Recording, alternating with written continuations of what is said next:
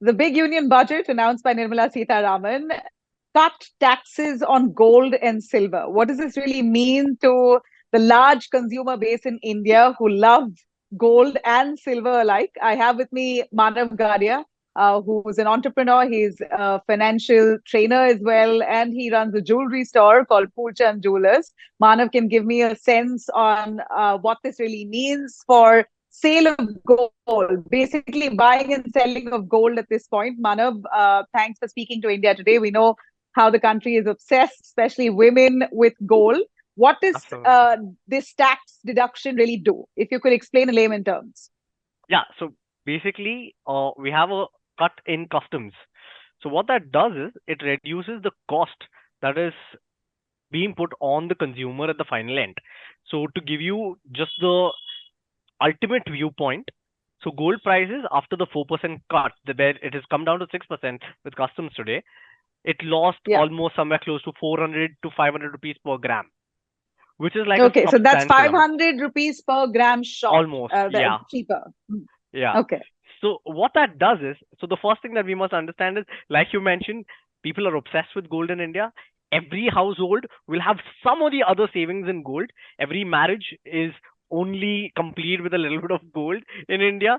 So the logic is the Indian habit of save for tomorrow always went with gold and silver as one of the safest assets. So today, when this is being reduced, maybe now people feel a little bit more encouraged to probably buy gold or Absolutely. invest in gold. Do you believe, Manav, that gold prices at this point are good? Is it worth buying gold at this point or worth selling gold? So there is no good time to actually sell gold, if you personally ask me. And every time is the best time to buy gold. The logic is, if you actually see post 2020, gold has almost doubled and gone beyond doubling the prices after. So Hmm. every time you will see a global financial crisis, a geopolitical crisis, the only safe haven that is left for investors is gold. So that is the reason why Right. we've seen the rallies go up post the COVID era, then the Russia Ukraine So war. investing in gold, you're saying, is the best option. In that sense, it's the least volatile. Yeah, least volatile, most safe, and 100% liquid. You can get money back even at any point of the day without losing the value of it. So Hmm. personally, I think the Indian subcontinent is always believed that gold has been one of the greatest savings and greatest investments, and today it looks all the more better post this customs being Lucrative. cut. Yeah, yeah. Absolutely. I'm sure you'll have heavy traffic at your place. Yeah, now uh, the customers will rush in. Yes. let's hope. Well, certainly I love wearing gold too, so maybe I could think of investing in gold at this point. 500 less now with the Yes. tax cut on 1 gram of gold. Yeah. Let me now quickly cut to the stock market. As I know that you're also a financial trainer, would you give me a sense on the markets and the investments? Yeah. At this point, the budget there speaks of long-term, short-term, taxes on both. Would you want to elaborate what kind of motivation do people have post this budget in the Yeah. stock market?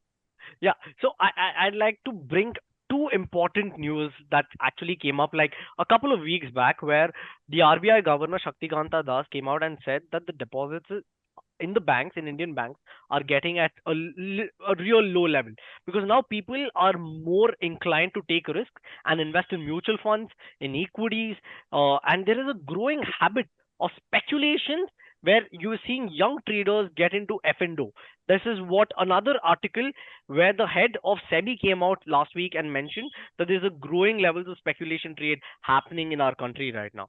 Now, if you actually look at this, probably today's budget has quite handsomely address these two issues on one end, where now the Hmm. government is looking more at discouraging speculative trades, discouraging people taking unwanted risks on one end. On the other hand, like we've seen, the stock markets have been booming for the last 2 to 3 years. And How? Yeah, yeah. How are people discouraged to take risks and so the point is, when the taxation goes high, now essentially you need to earn more. if you Hmm. want to keep the same earnings, because now the cost has gone up for you because taxes add to your cost. So that is one place where a trader who is just speculating will actually take steps backwards unless he's sure of some trades. And I Hmm. think this is one of the things that SEBI wanted to ensure. The second thing is this decreases volatility to the market, according to me at least, with the perspective being the speculative traders will actually sideline a little bit now. That is another Hmm. important thing. Now, the third thing, if you actually see when the stock market concern with these taxes is going around, is that probably the government felt that the way stocks are going up, the way people are earning in the last few years in the stock markets, the government actually thought this is a lottery to probably put taxes on and increase their revenue from their end. As far as STCG is concerned, 5% increase in STCG. LTCG has been increased by 2.5%. So I think the government has capitalized on the boom in the stock markets, and with All right. speculation, So trades will come down. capitalized on the boom in the stock market for the government coffers or for the public? I think for the government when they did so, but I think today's stock market clearly shows a very clear sign that Yeah. Indian stock markets will not be very much impacted by this. We saw a massive fall of 450, 500 points nearly when this news came out that LTCG Yeah. will be increased, STCG is increased. But eventually, by the end of the day, when the markets were to close, it almost pared all its losses and came back to almost the place where it started off. So Correct. I only much of agree. an impact. Uh, Finally, Manav, I know you're also a financial trainer, so you have a whole bunch of students that you're guiding Yeah. in to guide their financials. So why don't you tell us on education push, employment? The government has focused extensively on generating that kind of jobs. Yes. And more importantly, we saw stipend for interns in top 500 companies. What do you think are the measures really that will actually be effective on ground? Do you welcome it? Overall, how do you see the Absolutely. budget also? Absolutely. So when we train students, one of the biggest problems that we've seen in the past few years, probably let's take the last 15 years also, usually our governments are focused on creating jobs via Manrega for unskilled or semi-skilled or skilled laborers. But what about the educated workforce? What about the talented group? That's always been an untouched zone for the entire Indian education system. If you actually look, the number of people who are doing higher levels of education today are way higher if you're going to Yeah. compare the stats earlier.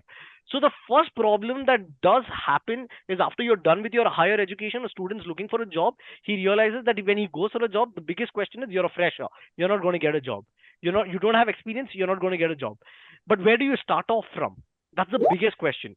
And companies would not want to hire interns because interns are adding to the cost of companies. But what we see today is what I like to see a very balanced policy of the government, where the government has made it clear. First of all, internship will boost the morale among the students to go for higher education. When they know that they will get an internship, that automatically boosts their morale. The second thing is that the government very clearly has put the top 500 companies. Now, the point is when the top 500 companies will give me an opportunity to showcase my skill as a student, then probably it adds value to my resume, it adds value to my career, it gives me a greater push that I needed. Now, this is from Yeah. the perspective of students, but they also are not a burden onto these companies because the finance minister was very clear when she said that up to 10% of the cost incurred for these interns shall be claimed under CSR, that is corporate CSI social funds. Yeah. responsibility. So, agreed that they are taking up the responsibility of the young generation, the next workforce of the economy. Now, when they're taking the next workforce of the economy, somewhere they've also got their bit of relief with using the CSR usage, the entire slab usage, they can use it Hmm. there. So it's a very balanced act. And one thing that I'm really happy as a trainer is now my students will not really have to be worried with the fact that, sir, what do we do about the experience factor in our resume? Which is the biggest and the most troublesome Absolutely. factor at all times when you're looking for a job.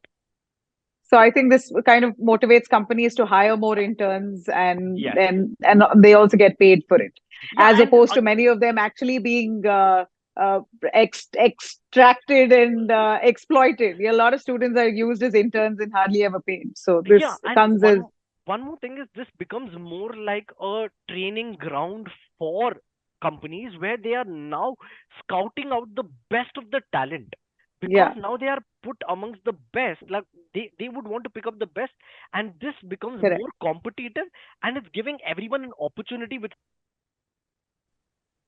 Absolutely. Finally, all good with the budget in your sense overall. Your take on it, is it pleasing every stakeholder, all the No, allies of course not. I'll be very frank. There can never be a budget where everyone's going to be happy.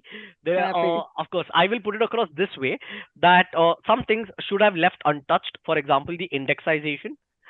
That removing that has put a big question mark on sales of properties that might come in later on. It'll add a lot of burden onto people who are selling off their old properties or looking for new opportunities and stuff like that. That will be one big problem. The other problem that I felt was the defense sector was a little ignored given the current scenario. I Hmm. felt that we could have added more, the government could have capitalized more, or probably given Yeah, more more on attention. defense spending. Yeah. Yeah, but one thing's clear with this budget, the all the analysis, all the predictions that even possibly I had after Lok Sabha 2024 election results, that BJP might play a defensive game or a populist game, that's out.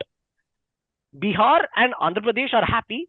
Okay, of course, Bihar not getting special status was a thing, but they themselves are happy with the fact that they've got extra projects. Andhra Pradesh is Yeah. happy that they've got their share.